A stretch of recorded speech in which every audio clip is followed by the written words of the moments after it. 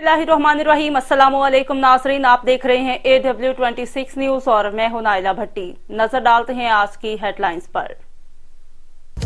खबर दें अब आपको टोक्यो जापान से ब्यूरो चीफ रजा इम्तियाज की रिपोर्ट के मुताबिक गुज़िश्ता रोज पाकिस्तान समेत दुनिया भर में मुकीम हुब्बुल वतन पाकिस्तानियों ने वतन अजीज की 75वीं सालगिरह बड़े जोशो खरोश से मनाई। जापान जहां तकरीबन 20,000 पाकिस्तानी मुकीम हैं, उन्होंने भी अपने अपने शहरों में यौम पाकिस्तान मोहब्बत और अकीदत से मनाया। जापान के मारूफ सूबे साइकामा के शहर थोकोरोजावा में मुकीम सीनियर पाकिस्तानी सैयद तारिक मैक्स और इसके अलावा इनके खानदान ने अपनी रिहाइशगाह पर ऐसी ही एक खूबसूरत और पुरस्कार तकरीब का एहतमाम किया, जिसमें जापान भर के बड़े शहरों से पाकिस्तानियों खसूसी तौर पे PTI के सपोर्टर्स की कसी तादाद ने शिरकत की। तकरीब का आगाज तिलावत कलाम पाक से हुआ और परचम कुशाई के साथ मिली नगमे और कौमी तराने भी पढ़े गए।